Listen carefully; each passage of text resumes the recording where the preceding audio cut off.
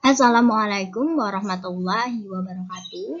Perkenalkan, saya Aisyah Salsabila dengan NIM 2120018 dari kelas Metode Penelitian kelas G dengan dosen pengaku yaitu Pak Mutamam. Saya di sini ingin mempresentasikan proposal saya yang berjudul Pengaruh Orang Tua dalam Meningkatkan Motivasi Belajar Anak di SMA Negeri 1 Bojong, Pekalongan.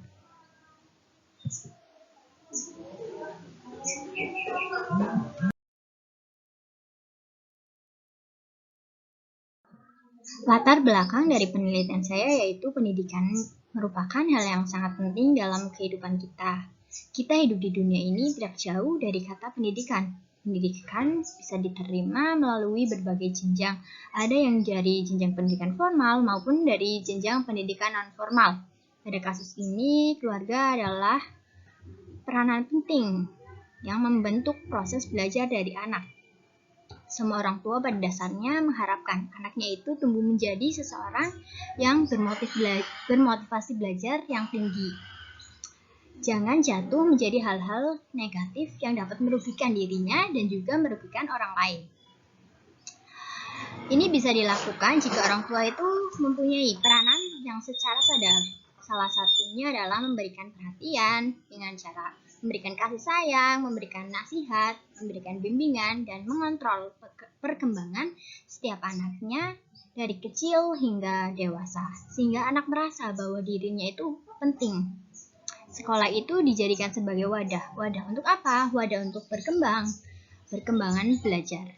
Oleh karena itu, perlunya motivasi dari guru dan orang tua itu sangat penting. Guru sebagai motivator, sekolah memberikan motivasi anak didiknya secara intens, berbeda dengan orang tua yang setiap hari berada atau setiap hari bersama anak mulai dari pagi hingga malam hari.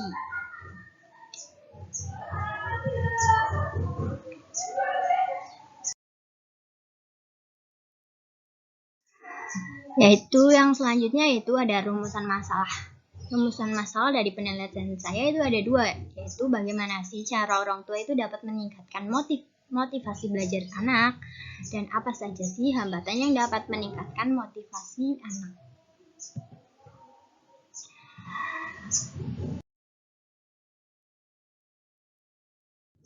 Tujuan dari diadakannya penelitian ini yaitu untuk mengetahui bagaimana cara orang tua dapat meningkatkan motivasi anak, dan untuk mengetahui apa saja hambatan-hambatan yang dapat meningkatkan motivasi belajar anak.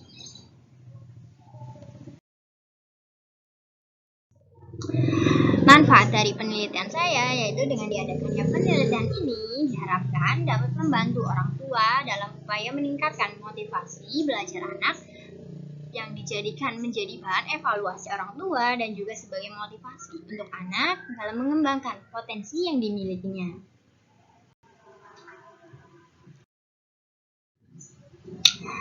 Selanjutnya yaitu ada kajian teori. Motivasi merupakan suatu pendorong seseorang dalam melakukan berbagai hal. Motivasi itu dilakukan dengan sebagai penggerak, pengarah, dan pendorong dalam diri individu untuk melakukan kegiatan yang mengarah kepada hal yang positif dengan tujuan untuk apa sih tujuannya, yaitu untuk segala sesuatu yang diinginkan oleh diri sendiri.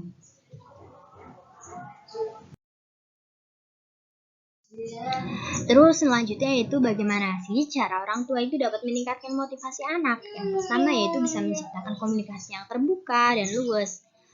Anak itu dituntut untuk terbuka kepada orang tuanya agar orang tuanya itu tahu perkembangan sang anak itu seperti apa. Kemudian yaitu dijadikan belajar menjadi menyenangkan. Jangan menjadikan belajar itu sebagai beban, tapi jadikanlah belajar itu menjadi kegiatan yang menyenangkan dan menjadi kegiatan yang positif. Selanjutnya yaitu bisa berikan pujian dan hadiah. Orang tua bisa memberikan pujian kepada anaknya ketika anaknya itu belajar, dan bisa juga memberikan hadiah ketika anaknya itu bisa peringkat 1 seperti itu. Tapi jangan menjadikan hadiah itu secara berkelanjutan, nanti anak itu akan bergantung kepada hadiah tersebut. Yang selanjutnya yaitu berikan anak kekuasaan atas dirinya sendiri. Yang selanjutnya bisa perkenalkan berbagai jenis cara belajar. Cara belajar itu sebenarnya banyak sekali. Nah, orang tua itu harus paham dan bisa memperkenalkan berbagai cara belajar agar anak itu tidak belajar dengan cara itu saja, tetapi berkembang belajarnya. Dan juga menjadi hal yang kegiatan belajar itu menjadi kegiatan yang menyenangkan. Selanjutnya yaitu apa saja sih hambatan yang dapat meningkatkan motivasi anak? Yang pertama, orang tua itu biasanya orang tua itu menyatakan bahwa anak itu lebih suka bermain dengan sesama atau teman sebayanya. Dan juga anak itu biasanya selalu menonton TV atau bisa juga melihat HP atau bersifat hiburan, tidak mau belajar baik di rumah maupun di sekolah.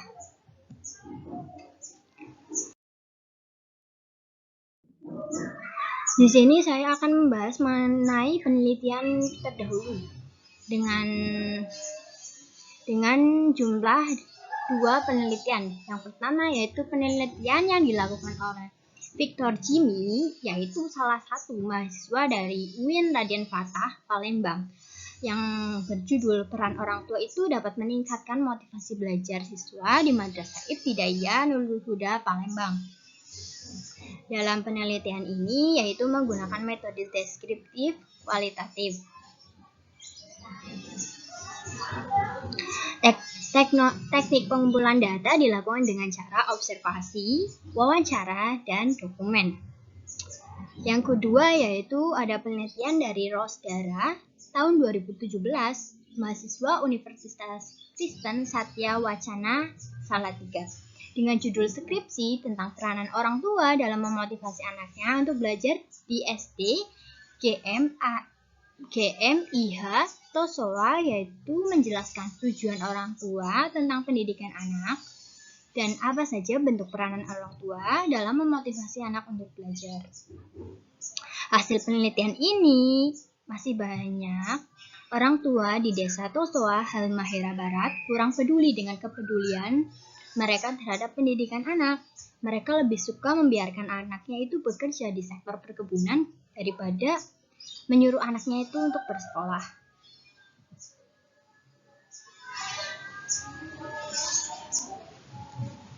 Yang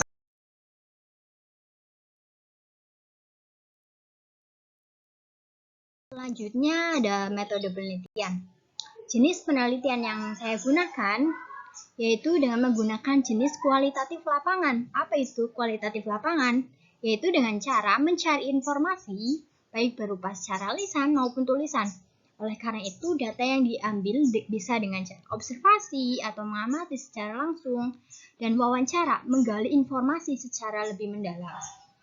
Penelitian ini dilakukan dengan cara menghimpun data, mempergunakan cara bekerja dengan cara yang sistematis, terarah, dan dapat dipertanggungjawabkan, sehingga tidak kehilangan dari sifat ilmiah dan dapat dipertanggungjawabkan.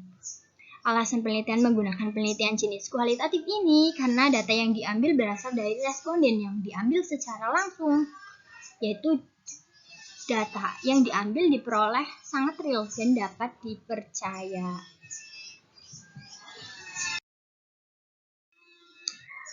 Kemudian yaitu ada lokasi penelitian. Lokasi penelitian saya yaitu berada di lokasi penelitian SMA Negeri 1 Bojong di Jalan Raya Wangandowo nomor 116 Kabupaten Pekalongan, Jawa Tengah.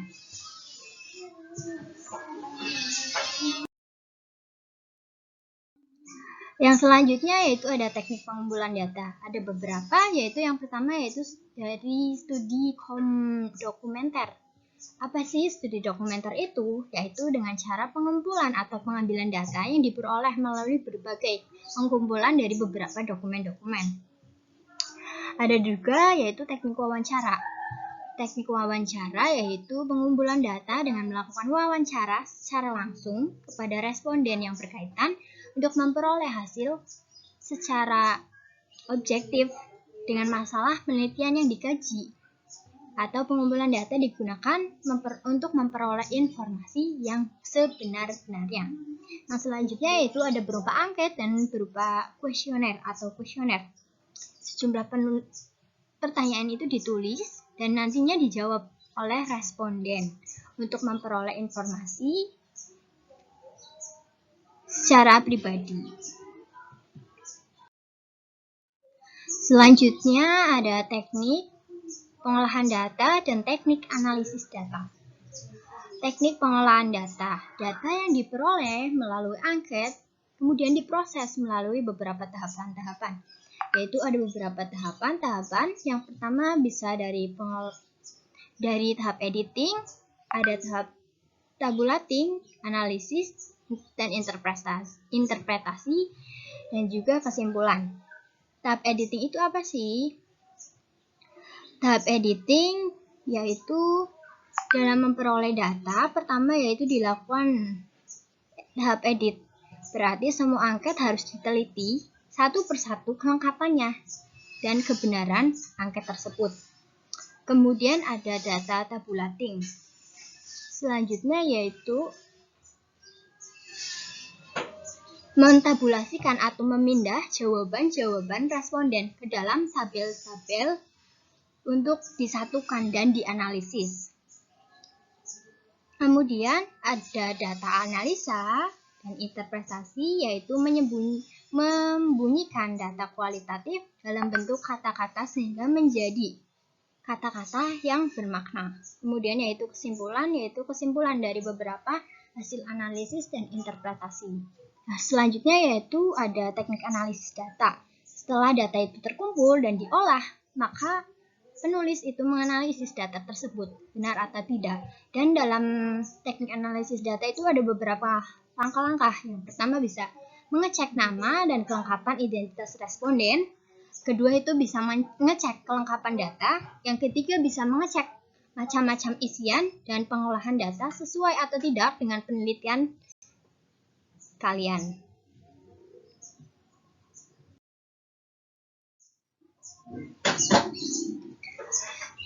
Terima kasih dari saya cukupkan. Mohon maaf apabila banyak terjadi kesalahan dalam penyampaian informasi. Terima kasih atas waktunya. Wassalamualaikum warahmatullahi wabarakatuh.